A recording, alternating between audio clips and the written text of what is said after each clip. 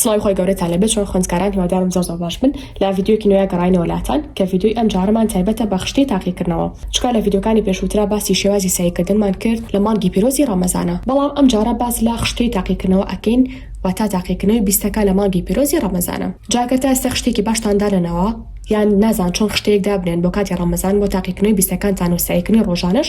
بزانەڵم تا کۆتایی ڤیدیۆکە بینێر بن. جامڕۆ پێویستمان بەم بۆردە نییە تەنها پێویستمان بە مۆردە گەورەی بووی تەنها و تەنها ترکیستان لێرە بێت. هەوڕانگریمان من ئێستا پاشیۆم کردووە لە پاشەوەی کە پاشیۆم کرد ناخەومەوە باشە ئەمە شێوازی جەدۆلەکەیە. ئیچ یەکەم ئەگەر بێت و بەیانیان بم لە ساعت 5 بۆ 5:30 دەستەکەم بە سایکردن تا ساعت 7 تا ئەو کاتی کە ئەچم بۆ قوتابخانە.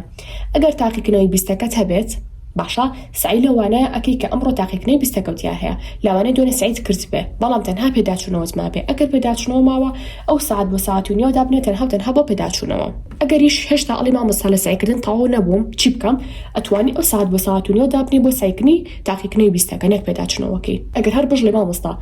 نەسعیم ماوە نە پێداچوونەوە چکە پێداچوونەوەشم کردووە ئەی چی بکەم پێت ئەڵێم وەرەقەی ساڵەکانی پێشووتر بێنە هی ئیمتیحانەکانی هی ئەو وانەیەت سعی لەسەر بکە و خۆ تاقی بکەرەوە. پاشان ساعت 7مان هەیە تا 12 ئەگەنی وەڕوان بیت تا ئەو کاتە لە قوتابخانی. پاشان ئەگە 12 هاتیتەوە لە قوتابخانە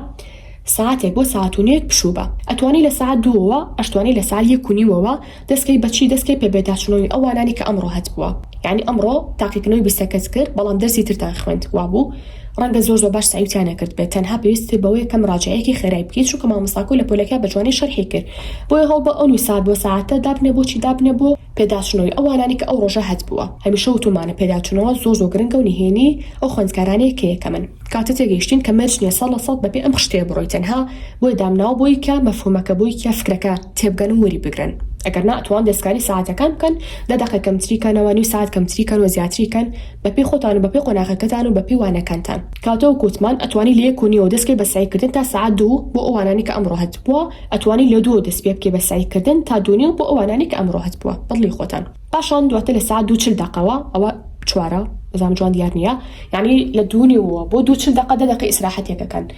تا ساعت چەند تا ساعت 2 ئەفۆمکەن تا ساعت 4 ئێوە دەستەکەنەوە بە سایکردن بەڵام سایکردنی چی لەبەرەوەی کە تاقیکردنەوەی 20ەکەمانە 20ەکەمان هەمیشە وتومانە گرنگترە لە سایکردنی ڕۆژانە بەڵام مانەی ئەوە ناگەێنێ کە بڵام تەنها سعی لە تاقیکردنەوەی 20ەکەیان بکەن نەخێر هەمیشە وتمە 20ەکە کاتێکی زیاتری بۆ دائنێ بۆ سایکردن بە بەراورد بە سایکردنی ڕۆژانە بەڵام دووبارە ڕۆژانەش زۆر گرنگە کاتە تۆ ئەو کاتە دائنێ بۆ چی دائنێ بۆ سایکردنی تاقیکردنەوەی 20ەکەت چونکە تۆ تەواو خەوتوی ئیسراحەتێک کردووە باشە ئیتر تا ڕادێک برسێتی و تونەتی لانەوەی بچوو بێتوانێت لە کاتی خەوتنە لە پاشان دەستەکەیتەوە بە سایکردنی تاقیکردنەوەی 20ەکە کە مێشکی سافا وەکوتم لانەیە کەمتر برسی بێ کەمتر تونی بێ ڕەنگە لە 2 ساعت 4 تۆزە دەستکەی بە هاماندووبوون هیلاکی یعنی تونیت بێ برسیت بێ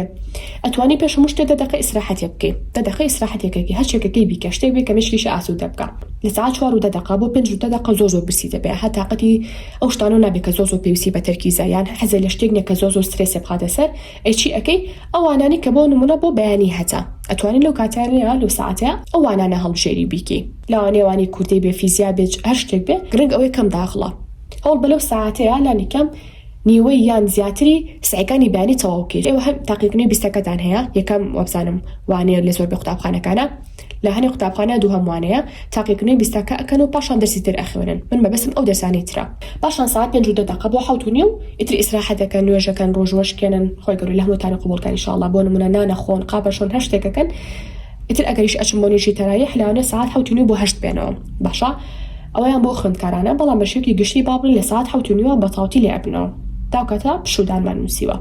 لە ساعت 8 بۆ ساعت 9 دووبارە چی ئەکەن سعی لە تاقیکردنەوەی 20ەکەیە ئەکەن چونکە ئەمڕۆ تەنها ساعت و نیوە سعیتان تیا کردووە کەواتە پێویستان بە ساعتێکی تر سعیکردن هەیە دووبارە بۆ تاقیکردنەوەی 20ەکە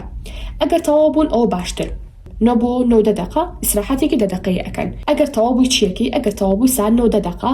بۆ 10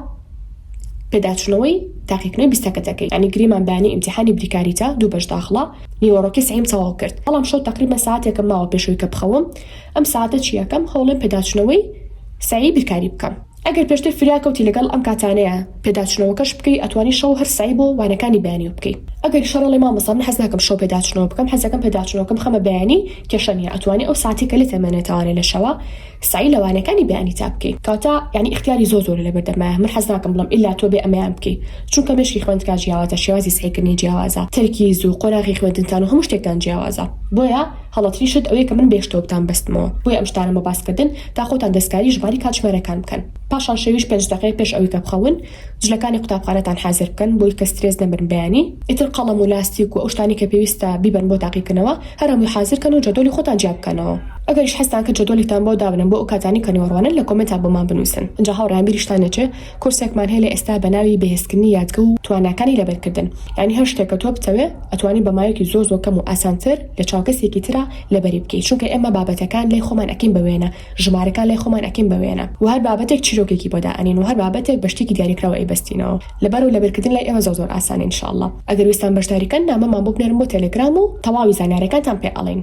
لە کۆتاییشا بۆ دەستکەوتنی سەرجەم بابەتەکانی سەر مێزی خوێندن بابەتی قەتاسیەوەتە لەگەڵ مێز و کورسی و کتێبخانەیە ئەتوان جوین گروپەکەمان بە لە تەلێگرام بە ناوی کاندڵستیشنەری یان سەردانی وێبسایتەکەمان کەن بیریشتان نەچێ ئەم کتێبەمان تازە داناوە ئەتوان بێ بەرامبەردای بگرن و لای خۆتان بیخوێنەوە کە باس لە تاقیکردنەوەی 20 دقیقەکە ئێستا شاتینە کۆتایی ڤیدیۆکەمان هەتا ڤیدیۆی ئایندە بەخۆی گەورەتان ئەسپارم خواتان لەگەڵ بێ